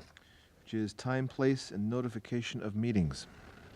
Okay, this one, there is a lot of red. And But a lot of strikeout. yeah, there's a lot of cleanup and reorganization. So a lot of what's been stricken shows up below again in a more organized fashion. What we did add, which is really new, is the focus is on being able to participate electronically. And I think, did this not get cleaned up? Before you get there, though? There's a note. There's a note, and then there's also the language. And I don't think you cleaned out the instructions, but down below. Oh no, this didn't get cleaned. This didn't look like it got cleaned up. Go ahead, Craig. Before you get to the issue of electronic, in here you've got this is a technical question on the posting of meetings. I recollect having been told by council that we are not obligated to post in town clerk's offices, that we are only obligated to post on our website. You're correct. And so why are we putting our burden on ourselves to post in town clerk's offices? Because they're not open every day. And we get into that situation where if we don't post on Thursday, there was a period of time when if we didn't post on Thursday, we couldn't have a meeting on Monday because, I don't know, it was Roxbury's not open on Friday or something. Actually, it is open on Friday, but there was something like that where we had to post like almost 3 or 4 days in advance. And that's a real burden sometimes to have to post that agenda for a meeting when you have something that really needs action desperately, and the chances of anyone actually coming to the meeting are nil. So I don't think we should go any further than the law requires as a matter of policy, and we can still post it in town clerks and nail it on the post in front of the town clerk's office too, if you like, but because that's the way they used to post notices. They had a post where you would nail the notice to the post, hence the term posting notice. But I don't care how we do it, but I don't think we should be obligated to do more than the law requires. So I think we agree on this. Point out, so the first paragraph We have a lot of is regular meetings. And regular meetings are the ones that we approve here, the yearly schedule of regular meetings. That's not what I'm talking about. Okay. I'm talking about individual meetings. Right. No, so the law says that we got to make that posting, right? We got to make that submission, which we do, which the bylaw says we have to. But then after that, I don't think there's any other language in here that says for a regular meeting, we need to repost the regular meeting. We just need to have the materials available to the board. We need to And that's really it, because we've essentially posted all of our regular meetings in one shot on the 31st. No, but I think you have to post an agenda of a meeting. Yeah, but there's no time requirements, I don't believe, on the agenda being out. I thought it was 24 hours before the meeting. It would be in the agendas, not noticing of the meeting. Not noticing of the meeting? Yeah. Right. Special meetings, which are, of course, meetings no one anticipated back when you do your annual meetings, those require notice by law. But not to the town clerk, I don't think, do they? I believe they do, 24, advance to the town clerks, because no one has noticed that you're having a special meeting. Yeah, I know, but we're not a town board. We're a regional board, and I think that's the difference. If this were the Washington Board of Education, we would absolutely have to post meetings with the town clerk 24 hours in advance of the meeting. Absolutely, no questions asked. And we'd have to post the agenda. That's what I mean, post the agenda 24 hours in advance of the meeting. You post your list of meetings at the beginning of the year and post your agendas 24 hours in advance. But we're not the Washington Board of Education. We're the So I understand your point. I'll go back to, I'll get clarification on that. I mean, Tom was the one I talked to, so I brought this question up at a meeting. We were having a meeting with him on a labor negotiation, and I just asked him this question. I thought that's what he told me. Maybe I misunderstood him. We'll go back and check. I mean, if we could do something that it's less work, We'll take that out. we'll take it out. Okay. Take it out, or we'll make the change to whatever he's recommending. So if it's a regional board is only required to post it at the regional offices, then we'll change it to read as such and take out the provision for posting with the clerks. Yeah, and I'm happy to see it posted on a website, because this is the 21st century, and I think And the website's easy. Yeah. So that's not a big deal. Okay. Now, and that actually gets the notice to more people, gives more people more access to the notice than you'd ever get by posting it with the town clerk. And that's why I like the fact. I'm not trying to hide the meetings or the agendas. I want to get them out, but I don't want to take extra burdens within towns with town clerks that aren't open every day. They're all open now, I think. Roxbury's not open on Monday. Oh, really? Oh, okay. And that's why we post on Thursday, because that way Friday is the day they're open, and so that's the reason, and I think that's the problem. Okay. Is there anything? Yeah, my next question was relating to the electronic meetings. I think that's a perfectly modern approach to it. I think it's all fine and good, but the one thing you're going to have to do is, I think, kind of define what's the minimum standard for electronic participation. It's got to be two-way. Yeah, so this, I still don't know why, but this should have been cleaned up, because there's optional language, as you can plainly see. There's version 1 and version 2. And we talked through all of this language, and we identified what we were going to lift from the various versions. Let's put it that way. They come up with what we believe would be a reasonable policy for us to adopt. And the tenants, Greg, as you said, is for example, what that when votes can be taken, like somebody needs to be there on the phone during the entire conversation. If something's being voted upon, they can't just jump in at the right before the vote without having taken part in the whole thing. So there are bits and pieces of that are important to being able to do something like this. And I would say, one step back, this is something we're putting in to recognize that we do live in a different age, and there are going to be times where we have a board member in extraordinary circumstances. So this is not routine. We're not trying to make it routine, because we really want people physically being here. But if somebody has an extenuating circumstance, it's an important vote, or it's an important subject, and they wish to participate electronically, that we can provide them the means to do that. Now, of course, their voice would have to be picked up by the tape, so they would have, the device would have to be, put to a microphone, et cetera. So things would have to be worked out but it would be under special circumstances.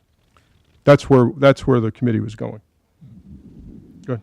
Yeah, I think the other thing you have to do is you have to have some process for authenticating who it is on the line with you.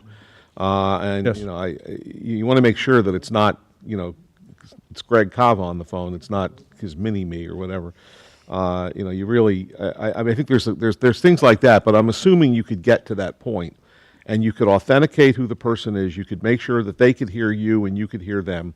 Mhm. It's a two-way communication. I think it's better if it's video than if it's just simply audio. Because I think the problem with it, here's the real problem. What if you have a meeting where you've got something up on the screen and there's a chart or there's something physical or demonstrative and this person is not here and they can't see it? Can they meaningfully participate in the meeting if that's important? So I think on anything they participate on, it's going to behoove the planners of the meeting to make sure that anything they need to see is in front of them on their computer screen, and if it's not, I don't see how they can participate. They can't. That would be tough. You wouldn't want me participating with driving down the road in my convertible with the top down. You really wouldn't want that. And I think it would be annoying, and it would be not meaningful participation because you're trying to pay attention to two things at once. So I think this requires just a little thought. I mean, obviously it's a product of a lot of thought, but it requires a little sort of pounding at it and throwing it around the room. So on this one, what I'm going to suggest is we'll put it back. We'll put it back on the agenda, not on the consent agenda, but we'll put it back for discussion because the board deserves a clean document. Mm-hmm. You know, and that'll help facilitate the rest of the conversation. Because you're right, we spent a fair amount of time on this. Absolutely. We did, and Alan? Well, that's what I want to say is it just looks like you didn't hit save or something, because I know you had notes in this to yourself, and I see them still in there. Because we debated this, and that's why there's different versions of this and on how to keep it from being anyone making it habitual. And we can always add, I mean, we don't have to intrude into regs too much, but we can always add stipulations such as using Skype or FaceTime or something like that to make it visually identifiable and things like that. We can even do it through that laptop so that we can see the person on there. Right. You know, and hear You don't want to make it too easy. and the camera will pick them up that way too. So we can stipulate stuff like that and bring it back. Right. John? I just think it's a slippery slope, and I think that it's really important to be present, especially when it comes to voting. And so I personally don't know if I feel comfortable with the idea of having people Skyping in on votes. If you can't be here, I don't know if you should be able to vote. And just because Avon, Lisa said you guys investigated and Avon does this. This is actually, yes, we did, Yeah. but this is all CABE. Okay. This is all CABE. I know.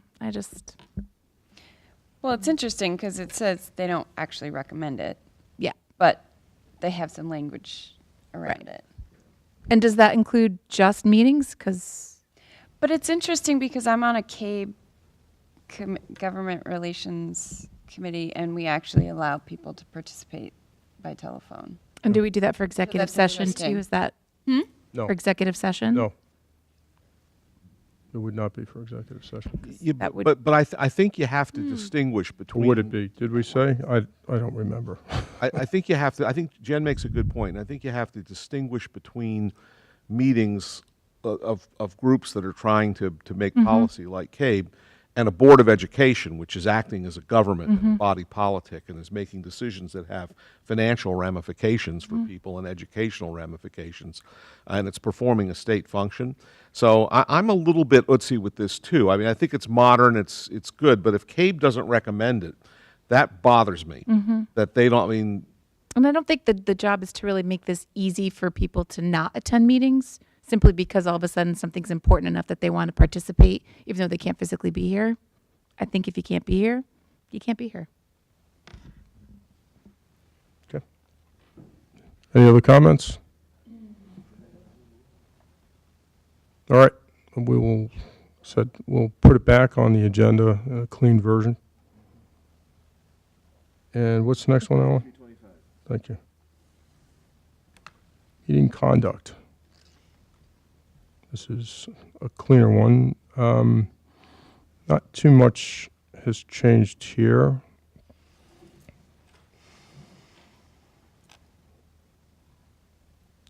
except added number 4 and 5, paragraphs 4 and 5.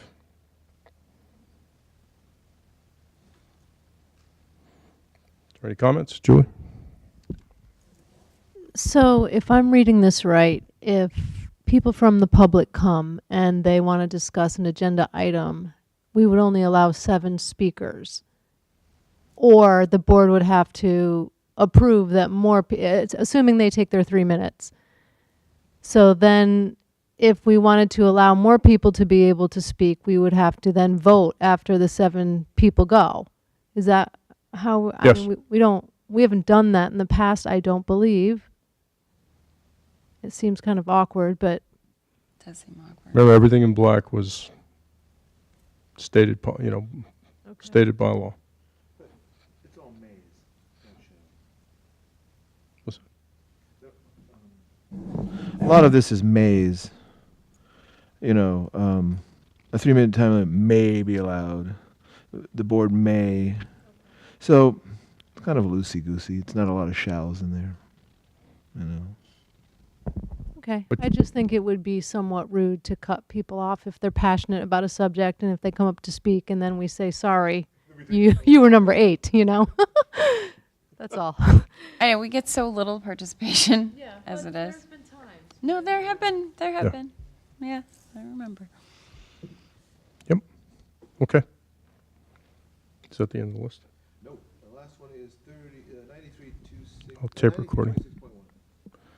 Tape recordings. All right. So again, a little cleanup.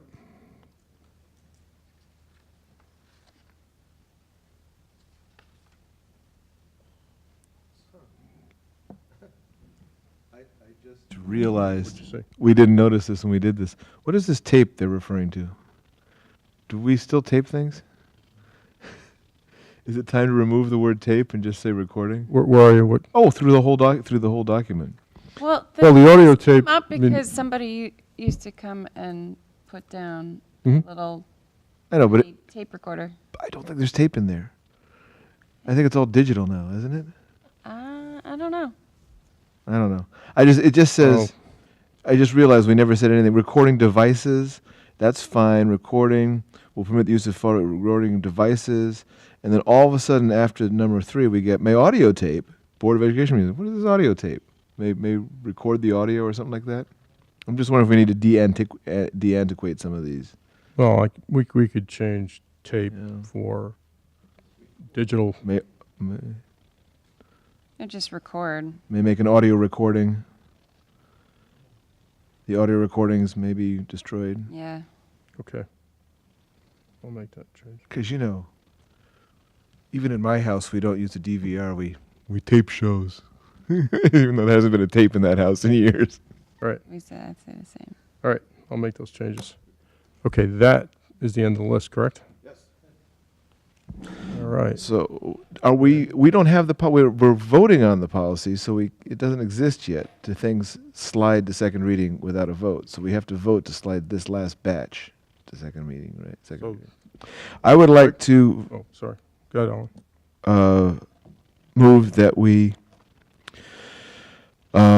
move the bylaws that we covered today from B through H under item 8, with the exception of F, to second reading. Or except for first reading, I guess is what I should say. Except for first reading, 8B through H with the exception of 8F.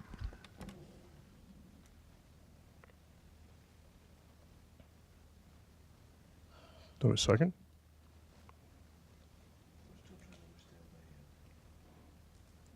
I think, if I can, I think we want to move all of them to second reading, except for the F. We will not put on the consent agenda. We will leave it in the body of the meeting, so we can discuss it and then approve it if necessary, if appropriate. So moved in whatever abbreviated language the secretary would like to use. Okay. All right. Second. All right. Any further discussion? All those in favor, say aye. Aye. All those opposed? All right, the motion passes unanimously.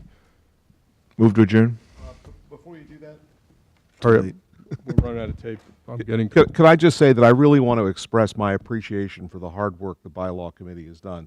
These are not easy. They've been done really well, and I really appreciate it. On behalf of the committee, thank you. We still got more to go. We're almost done. All right, we are adjourned.